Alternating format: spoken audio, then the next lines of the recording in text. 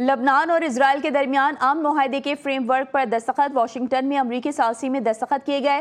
Frame work میں فوری security اقدامات اور مستقبل کے مذاکرات کا روڈ میپ شامل۔ امریکی وزیر خارجہ مارکو روبیو نے کہا ہے کہ لبنان اور اسرائیل ایک فریم ورک معاہدے پر پہنچ چکے ہیں۔ امید ہے فریم ورک سے لبنان میں امن کے لیے پیش رفت ہوگی۔ چاہتے ہیں کہ لبنان اور اسرائیل کے لوگ ایک محفوظ مستقبل کی زندگی گزار سکیں۔ لبنانی سفیر کا کہنا تھا کہ فریم ورک معاہدہ لبنان کی خود مختاری کی بحالی کی جانب پہلا قدم ہے۔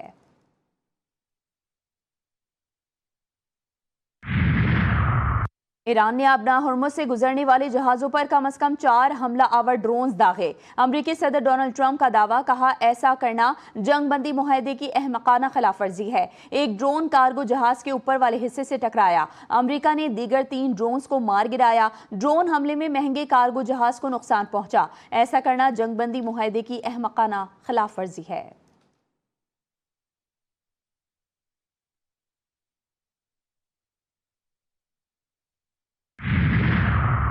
قومی سلامتی اور ملکی وقار پر کوئی سودے بازی یا سمجھوتہ نہیں کیا جائے گا، ترجمان ایرانی وزارت خارجہ نے واضح کر دیا۔ اسماعیل بقائی نے کہا کہ جی سی سی ممالک کا بیرونی طاقتوں سے پناہ مانگنا تلخ ترین ستم ظریفی ہے۔ ایران خطے کی اجتماعی سلامتی کو یقینی بنانے کا سب سے بڑا خواہش مند ہے۔ ایران کی دفاعی صلاحیتوں کو مذاکرات کا حصہ نہیں بنایا جا سکتا۔ خلیجی ممالک بیرونی طاقتوں پر انحصار کر کے ماضی کے تلخ تجربات سے سبق سیکھیں۔ بتائیں ایران کے خلاف اپنی سرزمین استعمال کرنے کی اجازت کیوں دی؟ خلیجی ممالک میں سینکڑوں ارب ڈالرز کے مہلک ہتھیاروں کے ذخائر کا کوئی دفاعی جواز نہیں۔ دفاع وطن کا موروثی حق کسی بھی صورت کسی کے ساتھ سمجھوتے کا موضوع نہیں بن سکتا۔ ایرانی قومی سلامتی کمیٹی کے سربراہ ابراہیمی عزیزی کا کہنا ہے کہ امریکی اسکرپٹ پر جوا کھیلنا آپ کے استحکام اور سلامتی کو برباد کر دے گا۔ آپ نے دیکھ لیا کہ آپ کے ممالک میں موجود امریکی فوجی اڈے سیکیورٹی کے بجائے خطرہ بن چکے ہیں۔ ایران کے اعلان کردہ راستوں سے ابنا ہرمز سے گزرنا ممکن ہے۔ پاسداران انقلاب کا واضح اور دو ٹوک پیغام۔ ایرانی سرکاری میڈیا کی جانب سے کہا گیا ہے کہ خطے میں نافذ واحد قانون اب بھی اسلامی جمہوریہ ایران اور پاسداران انقلاب کی بحریہ کا قانون ہے۔ ایران نے ہرمز سے 4 آئل ٹینکر واپس بھیج دیے۔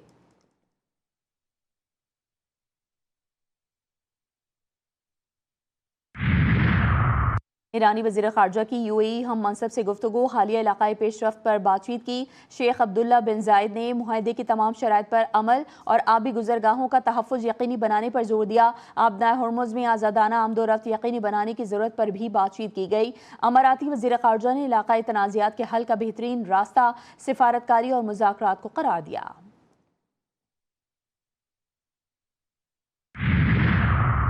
وینزویلا میں ہولناک زلزلے کے بعد امدادی کارروائیاں جاری۔ 920 افراد ہلاک، 3000 زخمی، 50,000 لاپتہ۔ ہلاکتیں 10,000 سے زیادہ ہونے کا خدشہ۔ زلزلے سے ہر طرف تباہی کے مناظر۔ 70,000 سے زائد مقامی خاندان متاثر ہوئے۔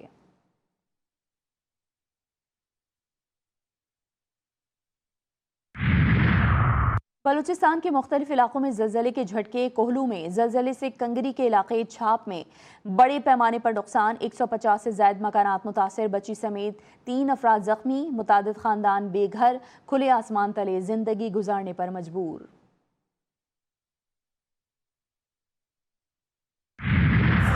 ملک کے تمام چھوٹے بڑے شہروں میں یوم عاشور پر ماتمی جلوس نکالے گئے۔ کراچی، لاہور، راولپنڈی، سکھر، حیدرآباد، پشاور اور کوئٹہ سمیت تمام شہروں میں جلوس اور مجالس کا سلسلہ جاری رہا۔ کراچی میں نشتر پارک سے برآمد ہونے والا جلوس حسینیہ ایرانیہ پر اختتام پذیر، بڑی تعداد میں عزاداران نے شرکت کی۔ لاہور میں گزشتہ رات نثار حویلی سے نکلنے والا جلوس آج کربلا گام شاہ پر اختتام پذیر ہوا۔ پشاور کا مرکزی علم اور ذوالجناح کا جلوس امام بارگاہ آغا مصطفیٰ شاہ پر پہنچ کر ختم۔ جلوس کے بعد مجلس شام غریباں برپا کی گئی۔ یوم عاشور پر کربلا معلیٰ میں روضہ امام حسین علیہ السلام پر لاکھوں عزاداران نے حاضری دی۔ حضرت عباس علمدار علیہ السلام کے روضے پر بھی عزادار جمع ہوئے۔ ایران میں بھی سوگ کی فضا۔ ایرانی صدر مسعود پزشکیان نے ارومیہ شہر میں شب عاشور کی مرکزی مجلس عزا میں شرکت کی۔ تہران کے کشور دوست ہال کے باہر شہید ایرانی سپریم لیڈر آیت اللہ سید علی خامنائی کی یاد میں پرچم لہرایا گیا۔ ایرانی وزیر خارجہ باز اراغچی کا شہید ایرانی سپریم لیڈر آیت اللہ سید علی خامنائی کو خراج عقیدت، کہا امام حسین علیہ السلام نے کربلا میں اپنا سب کچھ قربان کیا، خامنائی ایرانی شہداء کے سردار ہیں، آیت اللہ سید علی خامنائی کی شہادت کو کبھی نہیں بھلائیں گے۔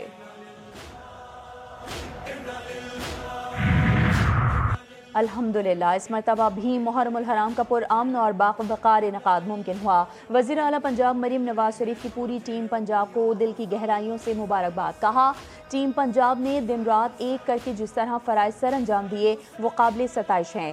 جلوسوں کے راستوں پر عرق گلاب کا چھڑکاؤ کیا گیا، چپے چپے پر ٹھنڈے پانی کی سبیلوں کا شاندار انتظام کیا گیا، عزاداران کو ریلیف کی فراہمی کے لیے کیے گئے بہترین اقدامات اپنی مثال آپ ہیں۔ امریکہ کی جانب سے روکے گئے جہاز کے 22 ایرانی عملے کے ارکان کراچی پہنچ گئے۔ نائب وزیر اعظم اسحاق ڈار نے کہا ایرانی مشنز کے قریبی تعاون سے بحری جہاز کے عملے کی محفوظ واپسی یقینی بنائی جا رہی ہے۔ اب تک 70 سے زائد ایرانی بھائیوں کی پاکستان کے ذریعے اپنے وطن واپسی میں مدد کی جا چکی ہے۔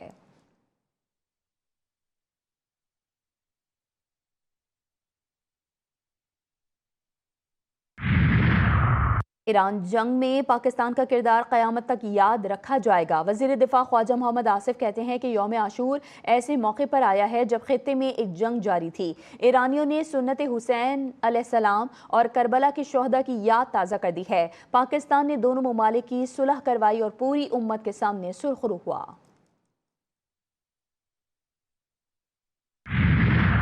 عالمی منڈی میں تیل کی قیمتیں گر گئیں۔ امریکی خام تیل کی قیمت $69 فی بیرل ہو گئی۔ برنٹ خام تیل $71 فی بیرل پر آ گیا۔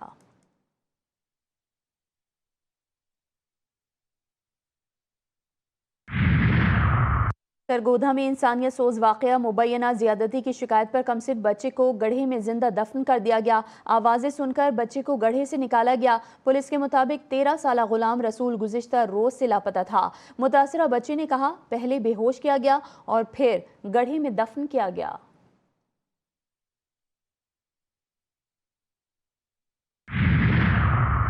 کراچی کے علاقے ملیر کھوکھرا پار میں ماں اور بیٹی کی لاشیں ملنے کی تحقیقات۔ پولیس نے متوفیہ صبا کے شوہر حنیف کو حراست میں لے لیا۔ پولیس کا بتانا ہے کہ ابتدائی شواہد سے لگتا ہے کہ خاتون نے پہلے بچی کو قتل کیا پھر خودکشی کی۔ متوفیہ کے شوہر کا کہنا ہے کہ گزشتہ روز بیٹے کے ساتھ اپنی بہن کے گھر گیا تھا۔ رات بھر فون کیے مگر بیوی اور بیٹی دونوں کے موبائل فون بند ملے۔ آج صبح قریب گھر سے ماں بیٹی کی پھندہ لگی لاشیں ملی تھیں۔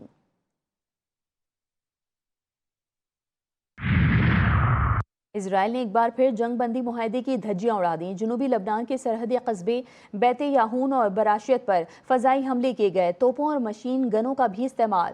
حزب اللہ کے مطابق حملوں میں 2 افراد شہید، 1 زخمی۔ 2 مارچ سے اب تک لبنان پر اسرائیلی جارحیت کے نتیجے میں 4110 سے زائد افراد شہید جبکہ 12000 سے زائد زخمی ہوئے۔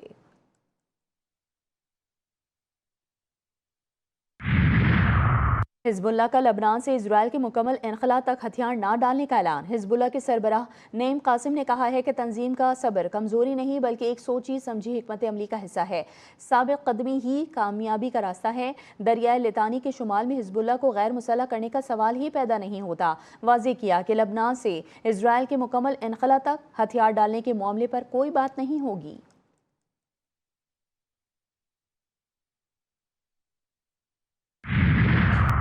چین کے دارالحکومت بیجنگ میں بلند ٹاور سے چھوٹا طیارہ ٹکرا گیا۔ چینی میڈیا رپورٹ کے مطابق طیارے کا ملبہ زمین پر پھیل گیا۔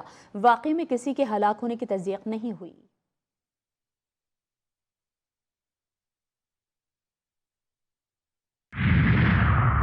یورپ میں شدید گرمی اور ہیٹ ویو، ہلاکتوں کی تعداد 300 تک جا پہنچی۔ شدید گرمی سے سب سے زیادہ اسپین متاثر، 4 دنوں میں 212 افراد جان کی بازی ہار گئے۔ فرانس میں بھی ہیٹ ویو کی تباہی، معصوم بچے سمیت 52 افراد گرمی کے باعث ہلاک۔ پیرس میں گرمی کی شدت کے باعث 24 گھنٹوں میں ہارٹ اٹیک کے 25 واقعات۔ برطانیہ میں ہیٹ اسٹروک اور ڈی ہائیڈریشن کے مریضوں میں تشویشناک اضافہ۔ سوئٹزرلینڈ میں شدید ترین گرمی، 80 سالہ ریکارڈ ٹوٹ گیا۔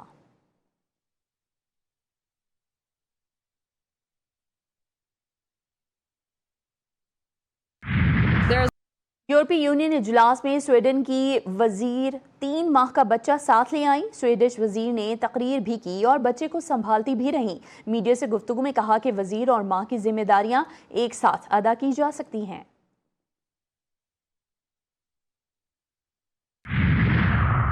اور فیفا ورلڈ کپ میں سینیگال اور عراق مد مقابل ہوں گے۔ ترکیہ نے سنسنی خیز مقابلے کے بعد امریکہ کو 3-2 سے شکست دے دی۔ فیفا ورلڈ کپ کا سب سے بڑا اپ سیٹ ایکواڈور نے جرمنی کو 2 کے مقابلے میں 1 گول سے ہی ہرا دیا۔